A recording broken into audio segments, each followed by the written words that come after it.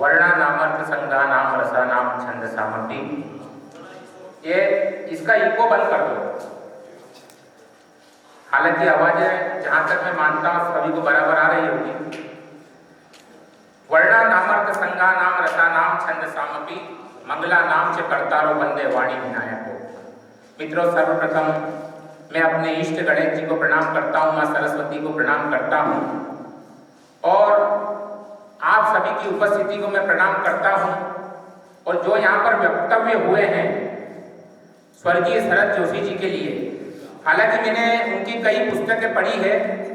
अभी आज भी सुबह उनकी एक पुस्तक है जिसका नाम है यथासंभव, वो मैं पढ़ रहा था और एक सच्चाई में कहना चाहता हूँ। उन्होंने उन विषयों पे भी कभी व्यंग का मतलब लोग समझते हैं राजनीति पे कटाक्ष करना, लेकिन उन्होंने ऐसी बातों को अपनी कलम से छुआ है। जैसे ओलंपिक में जब इंडिया हार गई थी तो एक ही लाइन में उन्होंने कविता कर दी थी। लोग कह रहे थे कि कवि सम्मेलन के मंचों पर गद्य पद्य, तो कवि लोग सामने बैठे हैं, आप समझते हैं कि गद्य क्या होता पद्य क्या होता। वरना आजकल जो ऑडियंस है, जो श्रोता है, नारायण जी भाई साहब, उनकी हालत ये है कि अगर उनसे कहेंगे ना कि गद्य क्या होता है और पद्य क्या होता है तो उनका जवाब ही इतना रहता है, गद्य मतलब गद्दे पे बैठ के लिखा गया और पद्य मतलब पटिये पे बैठ के लिखा गया।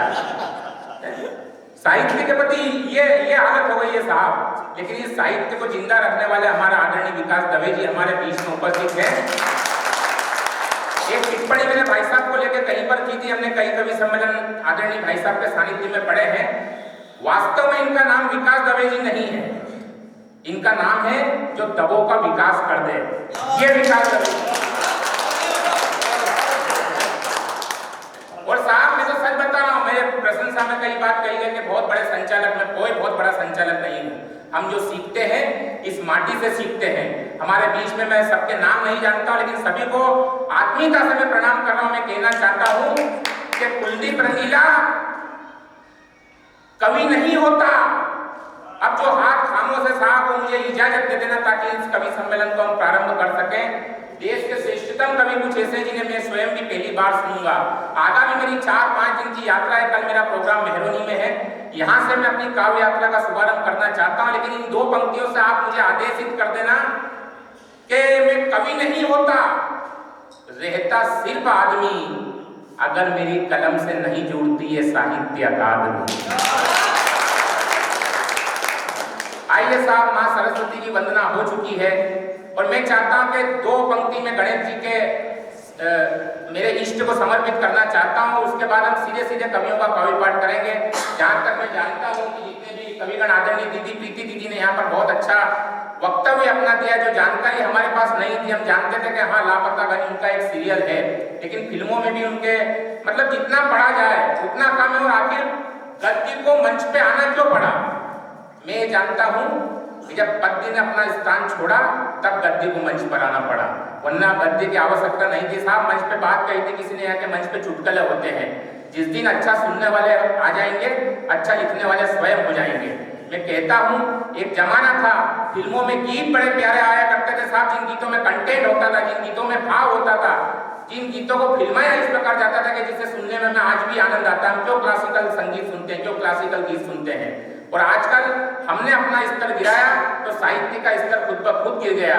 मुझे याद आती है हरिवंश राय बच्चन जी की 4 पंक्तियां। अगर इस प्रकार की महफिल आदरणीय विकास दवे जी इस प्रकार आयोजित करते हैं कि कविता न रोटी मुझे दे सकती है। भाई साहब, कविता न रोटी मुझे दे सकती है, कविता न रोटी तुम्हें दे सकती है, लेकिन वो कविता ही है जो रोटी खाने का तरीका सिखा सकती है। हम अगर यहाँ पर बैठे हैं दीदी तो सिर्फ इसलिए बैठे कि हम वो तरीका सीखें कि आने वाली पीढ़ी को हम बताएं कि साहित्य क्या होता है। तो आइए हम कविवर कविता में कई बात करते हैं, रात को दिन और दिन को रात करते हैं। एक बार पूरा सदन ताली बजाकर आशीर्वाद दे इन कवियों को। हम इस अखिल भारतीय कवि सम्मेलन की शुरुआत करते हैं। और आइए, चूंकि माँ की वंदना हो गई है, 2 पंक्ति में गणेश जी के समर्पित कर देता हूँ। उसके बाद हम पहले कवि को जो हमारे बीच में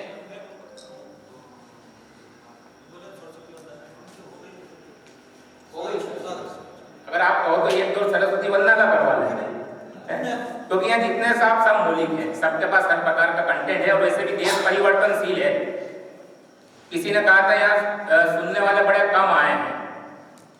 सुन रहे हैं, वो समझ रहे हैं, चिंतन कर रहे हैं, बात पे हंसे हैं, जो नहीं आए वो सब कुंभ में फंसे हैं।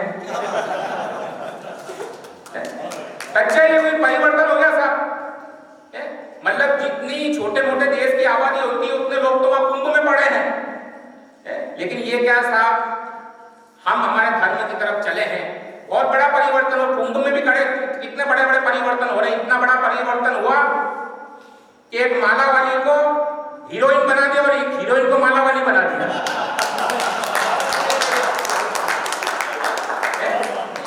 मतलब हमारे धार्मिक अनुष्ठान कहां से शुरू होते थे साहब? मैं हास्य कवि हूं, मेरे को लिए ज्यादा लोड लेने की जरूरत नहीं है।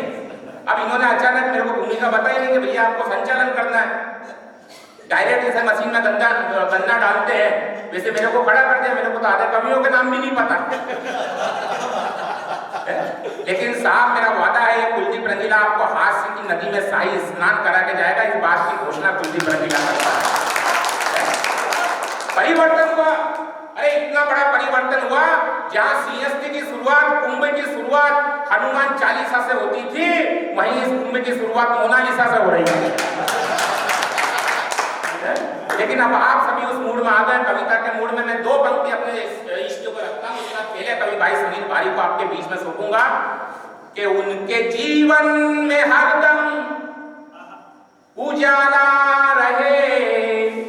और अगली पंक्ति संभाल लेना साहब, कि उनके जीवन में हरदम उजाला रहे, साथ जिसके सदा सूंड वाला रहे।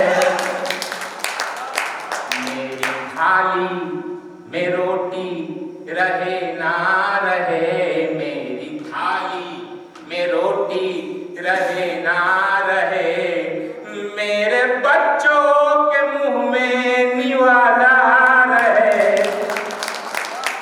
आइए साहब, चूंकि समय कम है, टीम लंबी है, तो हम इस कवि सम्मेलन की शुरुआत करते हैं। और पहले हास्य के कवि को मैं आपके बीच में सौंपना चाहता हूं, जिनका नाम होता है भाई सुनील भारी, जो हमारे बीच में कन्नौज से उपस्थित हुए हैं। हास्य के धुरंधर कवि है।